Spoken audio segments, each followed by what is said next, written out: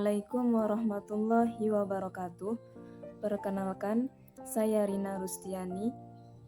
Pada bahasan kali ini, saya akan membahas tentang materi saya dengan judul Hadis tentang dosa besar.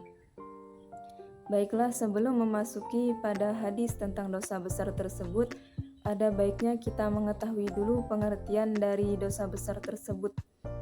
Kata dosa besar terdiri dari dua kata, yaitu dosa dan besar.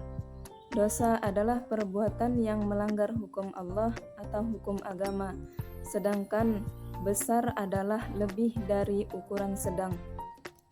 Namun, kata besar di sini jika dihubungkan dengan kata dosa, maka dapat diartikan dosa yang mengenai perkara-perkara yang besar.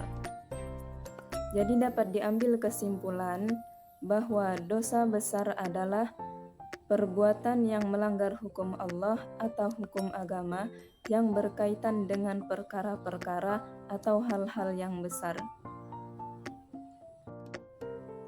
Selanjutnya, kita memasuki pada hadis tentang dosa besar, yang artinya dari Abu Hurairah radhiyallahu anhu, ia berkata, Nabi sallallahu alaihi wasallam bersabda, jauhilah 7 dosa yang dapat membinasakan. Mereka bertanya, apakah itu wahai Rasulullah? Jawabnya, menyekutukan Allah, sihir, membunuh jiwa yang diharamkan Allah kecuali yang hak, memakan harta riba, memakan harta anak yatim, melarikan diri dari peperangan, dan menuduh wanita beriman melakukan zina. Hadis riwayat muttafaqun alaih. Selanjutnya, saya mendapat beberapa pertanyaan dari teman-teman, yaitu pertanyaan yang pertama, apa dampak dari perbuatan dosa yang kita lakukan? Baiklah, di antara dampak-dampaknya, yaitu yang pertama menghilangkan ilmu, sebab Ibnu Qayyim menjelaskan ilmu pengetahuan adalah cahaya yang diberikan Allah kepada setiap muslim, maka perbuatan dosa akan menghilangkan cahaya itu. Kemudian kekosongan hati, ia akan mengalami kesepian di dalam hatinya, yaitu antara dirinya dan Allah. Kemudian kegelapan hati, yaitu melemahnya hati dan tubuh untuk melakukan perbuatan baik dan cenderung untuk melakukan perbuatan maksiat. Selanjutnya ditimpa kesulitan hidup, maksudnya ia ditimpa berbagai kesulitan yang membuatnya merasa sulit untuk menjalani kehidupan. Pertanyaan selanjutnya yaitu bagaimana cara agar terhindar dari perbuatan dosa? Cara yang pertama yaitu perbanyak zikir kepada Allah, kemudian berusaha untuk mendalami ilmu agama, kemudian menempatkan diri kita untuk berada di tempat yang mendorong kita untuk selalu dapat berbuat baik. Kemudian menghindari tempat-tempat yang akan dapat menjerumuskan kita pada perbuatan maksiat atau perbuatan dosa. Pertanyaan selanjutnya, apakah semua dosa itu dapat diampuni Allah? Baik, di sini semua dosa apapun yang pernah dilakukan akan diampuni Allah Subhanahu wa taala dengan syarat mau bertaubat dengan taubatan nasuha.